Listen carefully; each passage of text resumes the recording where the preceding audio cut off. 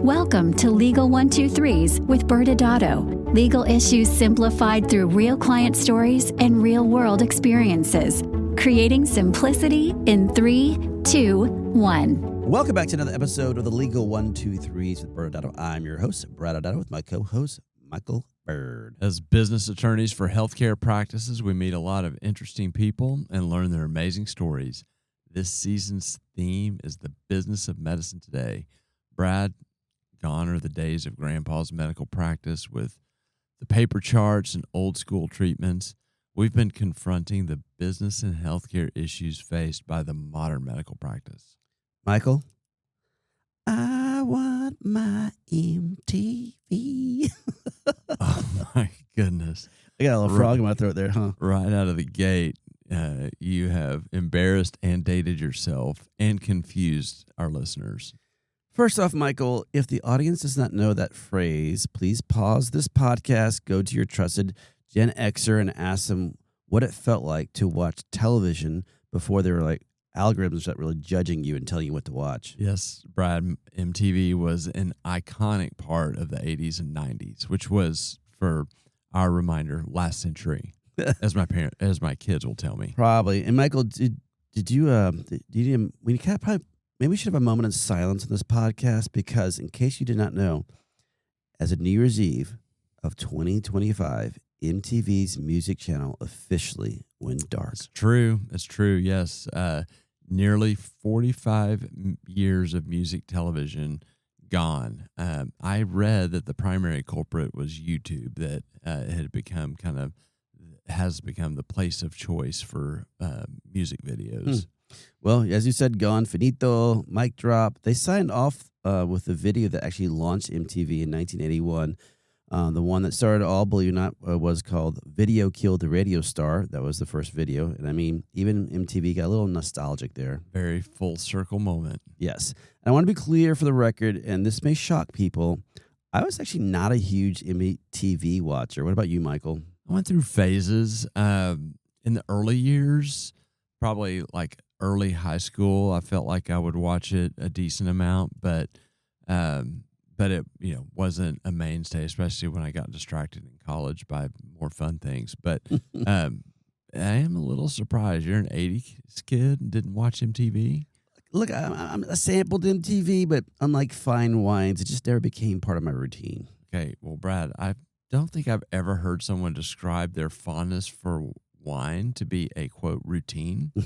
Oh, sorry. We can scratch that later. But even if you weren't glued to it, MTV was just there. It was part of the culture. It was the background noise. It's where you learn fashion mistakes were not only possible, but sometimes inevitable. Yes. How else could you explain parachute pants? MTV taught an entire generation that confidence could overpower logic. Which, frankly, kind of explains my entire career. And your singing and your Brad jokes. Fair. But what got me, MTV's music era didn't go quietly.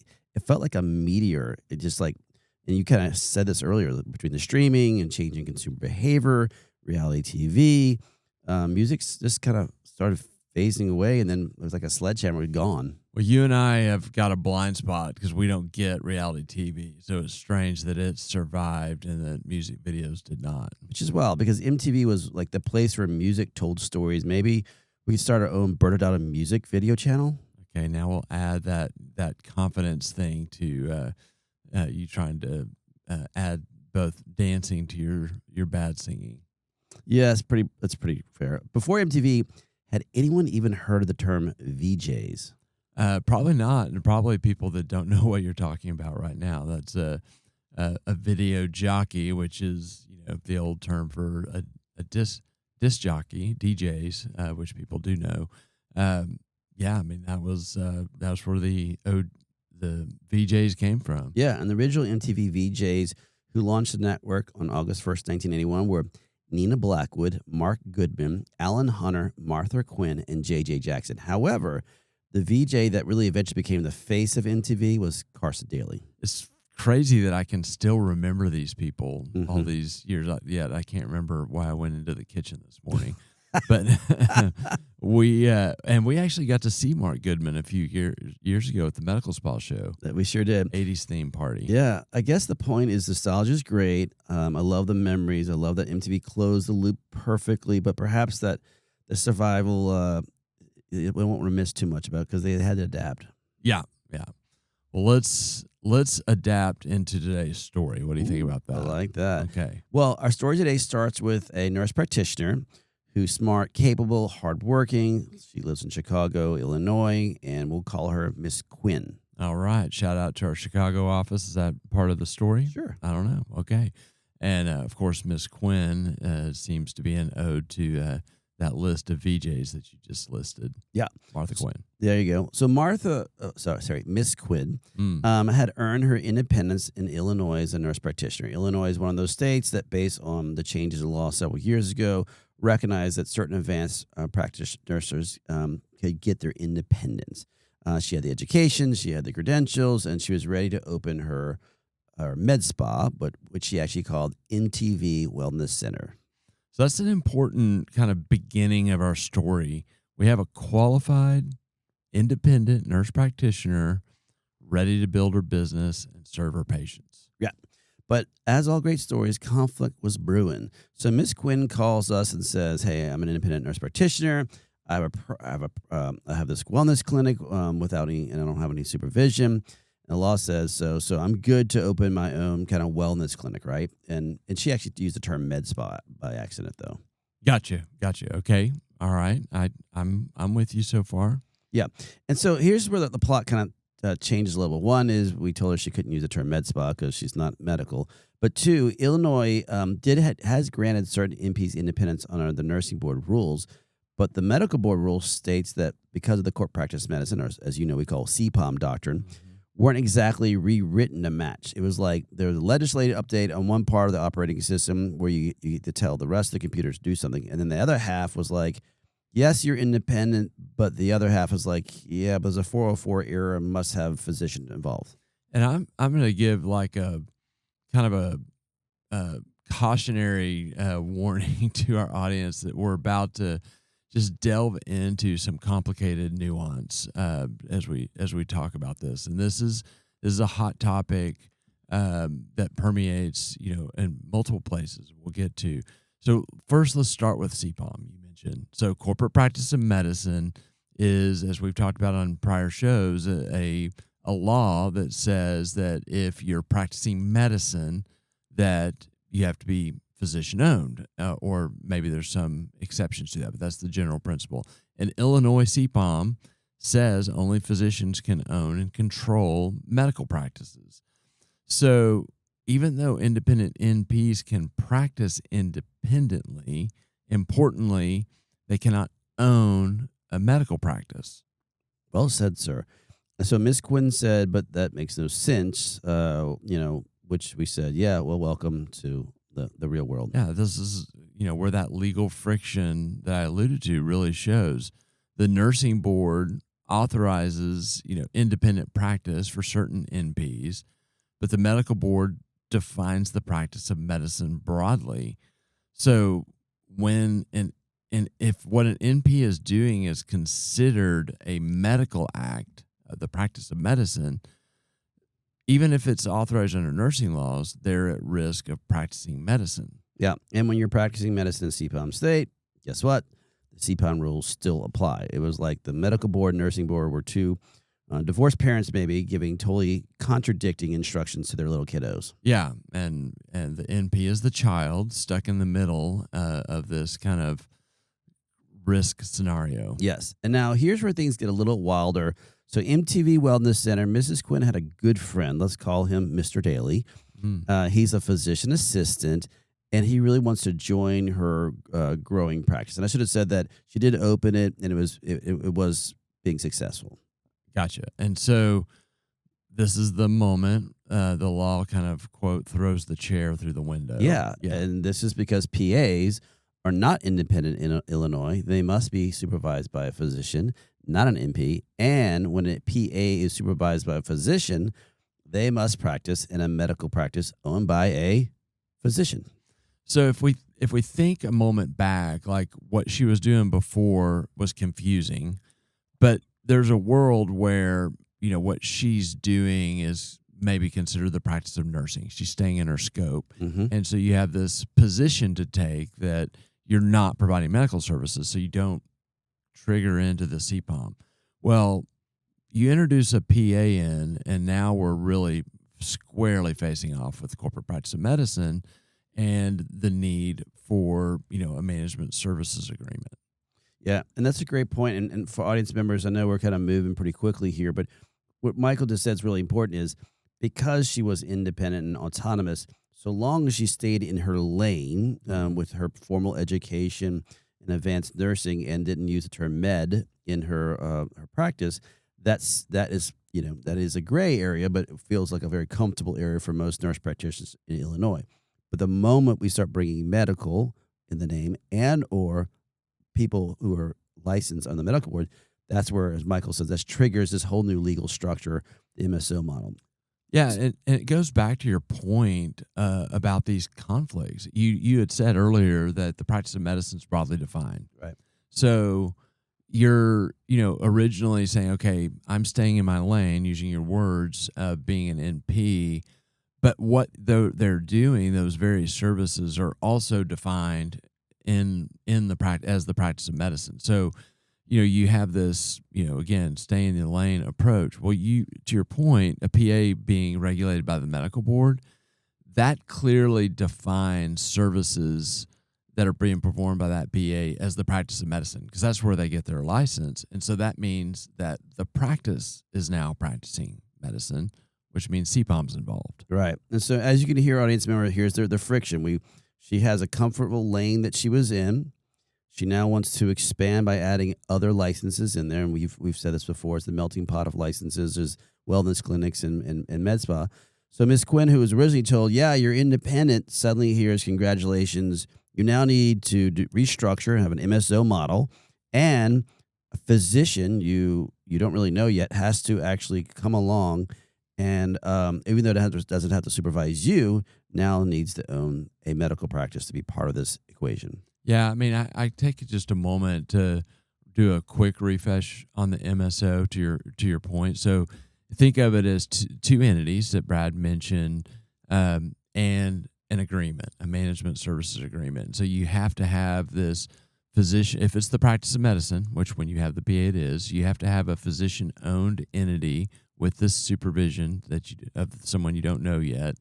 And then you have your practice, which now serves as an MSO, and then this management agreement very broadly does two things. One is it sets the boundaries that the practice of medicine is going to happen under this physician-owned entity, and makes clear that the MSO is not practicing medicine and is involved in kind of back office management services and functions.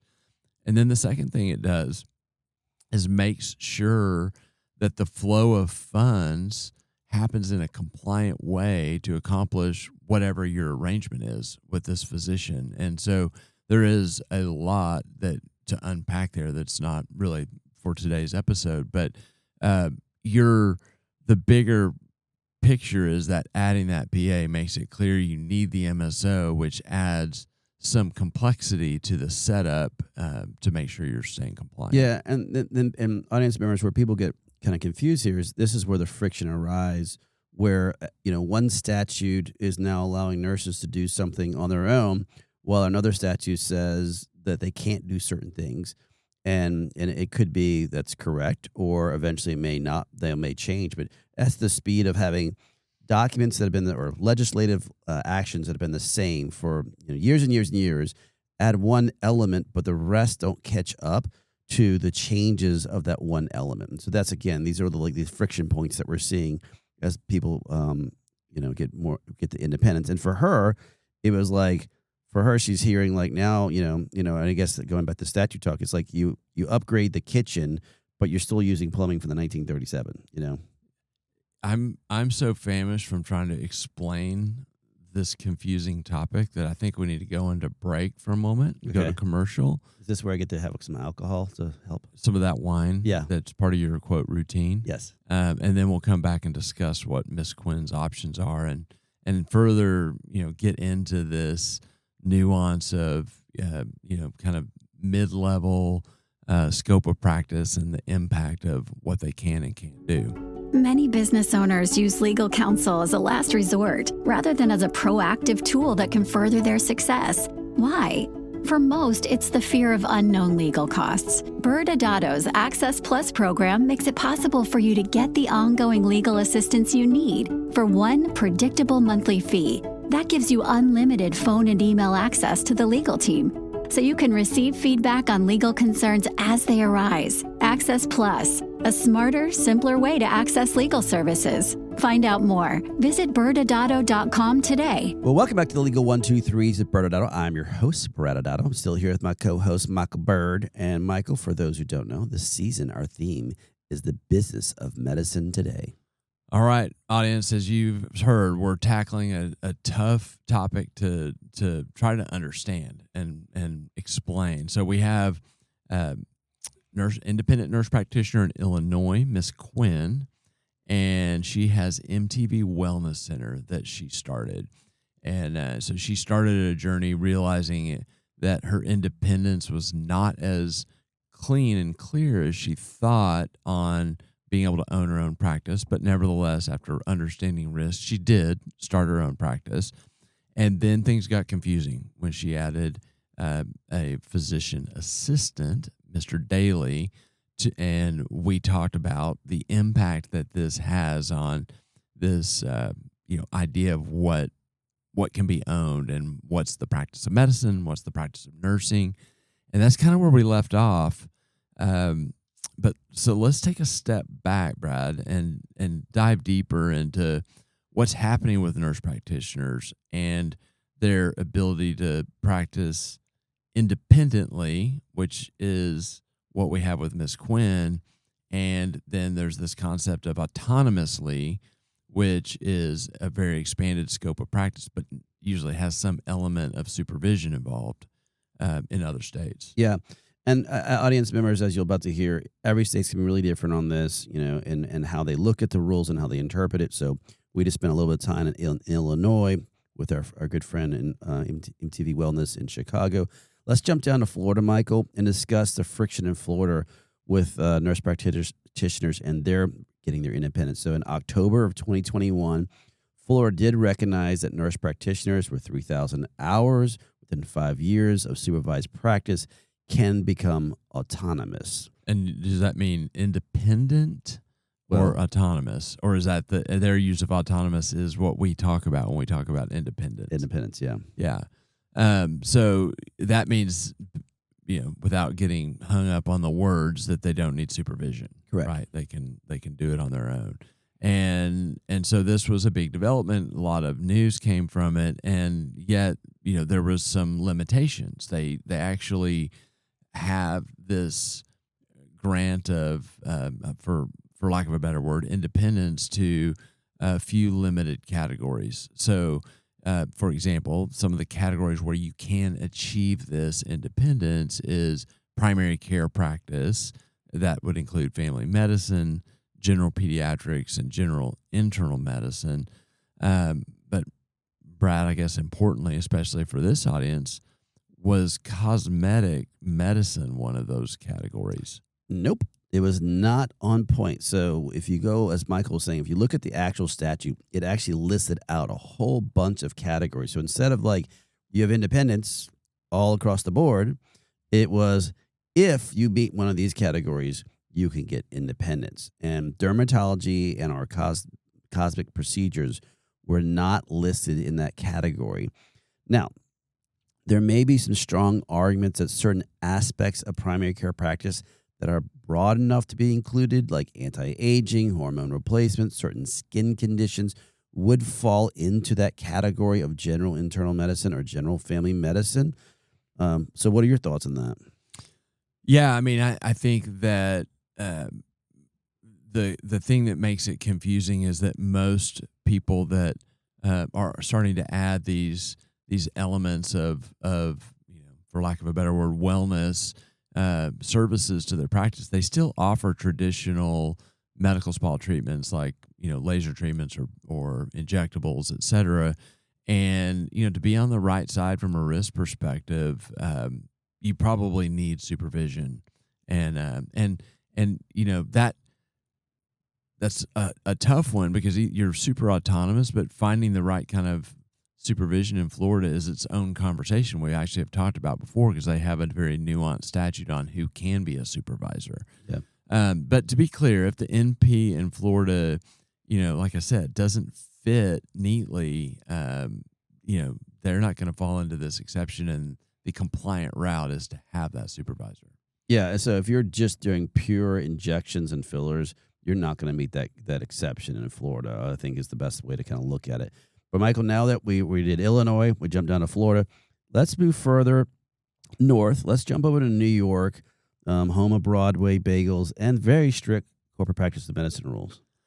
Yeah, it's another great illustration of the confusion. So New York, an NP coming out, they have this autonomy with a big scope of practice. They can do good faith exams, et cetera. But after they get to, I think it's like 3,600 hours, they can become independent, which means they don't need supervision. And again, like Illinois, New York has a strong corporate practice of medicine statute and enforcement, and their rule is only physicians can own a medical practice. And so it makes a decision for an NP on how to structure. You have to be super careful, and you have to look at not just your services, but your team. And, going back to our story, if they were to have a physician assistant that's clearly regulated by the medical board, or they were to, we've had, stories of NPs wanting to employ a physician to come in and, provide treatments, once a week or something like that. And that brings the practice of medicine clearly under the umbrella, which, as we've said, the moment it is considered the practice of medicine, you're dealing with CPOM, and it has to be owned by a physician. So maybe for the audience members who are trying to make sure they understand it. So if you're an NP and you want to do aesthetics in New York, does this mean you have to have an MSO? I'll use our favorite answer. It depends. So let me paint a scenario where they could. Okay. So number one, that NP needs to be independent. They've got to have their 3,600 hours. Agree. And number two, they have to clearly be positioned as a nursing entity. And what that means is that, if they're employing others, they're nurses, and they need to stay in their lane, going back to your old analogy, and recognize, even with all of that they have a really nice position, but we don't know. There is a risk that the medical board might not like that anyway. Because it does still fit within the definition of the practice of medicine. You have to be able to sleep at night from a risk perspective that the medical board may give you a letter saying you're participating in an unauthorized practice of medicine, and though you have a viable defense, you would face that kind of compliance battle. Now, we haven't seen that yet, but that doesn't mean it can't happen. Right.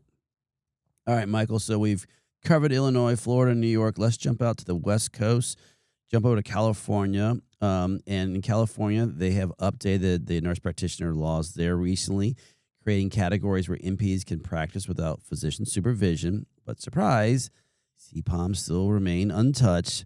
And for those probably California is the strictest state when it comes to enforcement. So if you have to dot the I and cross T, you need to do that. And so when it comes to CPOM, you have to be very careful with that. And it just started in 2026, where NPs with at least 3 years or 4,600 hours of full-time experience in California can apply for full independence. And to make things more confusing, the statute to gain independence in California has other strings attached. Mhm. And so it's not just, this 4,600 hours, it's the environment you have to do it. You have to be in a clinic with, a doctor that's present there.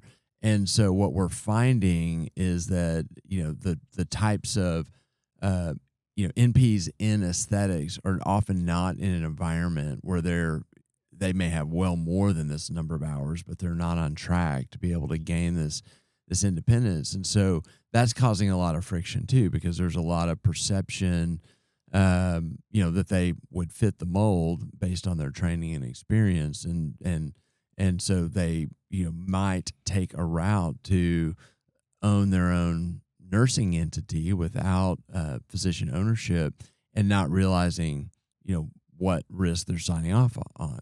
To your point, California is super strict on enforcement of the corporate practice of medicine.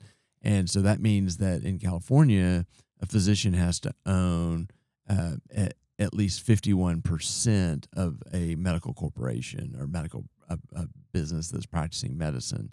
And so that NP can own up to 49% of it.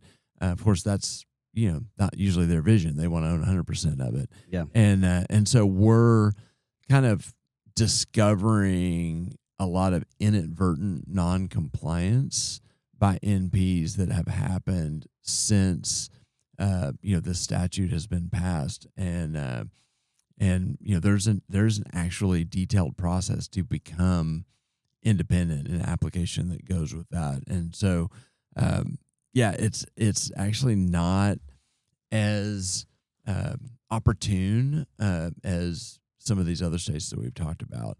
But, we have been spending a lot of time talking about NPs, and we've touched on PAs, but I think it's important, as another really autonomous mid-level practitioner to talk about what's happening with PAs. Yeah, so just to confuse you more, audience members, since 2000, the number of physician assistants had quadrupled, while many parts of the country face doctor shortages. That's why they wanted more PAs.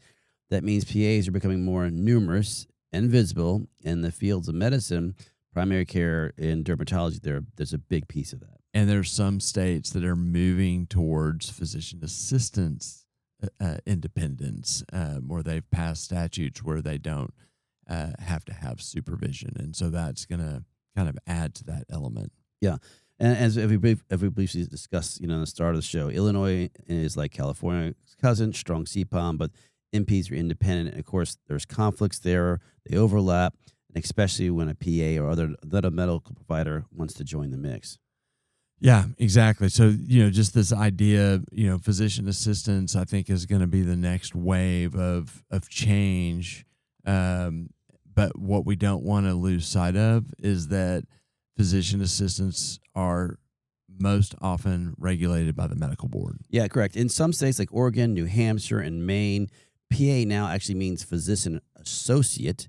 In other states, they're following with that. So there's these changes, may be trivial, but according to the American Medical Association, they oppose such changes, and that it's again, there's a lot of friction here, Michael. Yeah, for sure. So it's I guess the overall picture here is that there's a lot of expectation about what independence means, and there's a lot more risk that's out there to make sure that you're set up correctly. So with the time left, I just want to say Miss Quinn with the MTV Wellness Center did decide to go with the MSO model so she could bring in a friendly physician.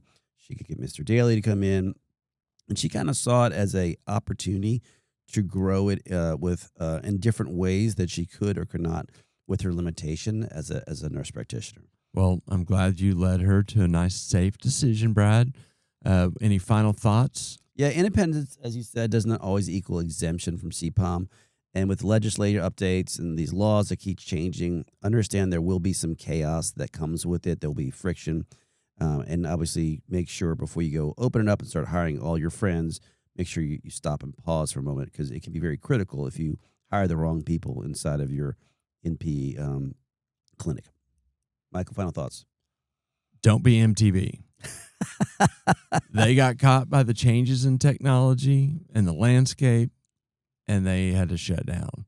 That's a good one. For mid-levels, things are shifting dynamically, and it's important to stay dialed in on these compliance changes. All right, next Wednesday's show, we will be back as we continue this journey of the business of medicine today when we learn about the med spa certification process with Kate D.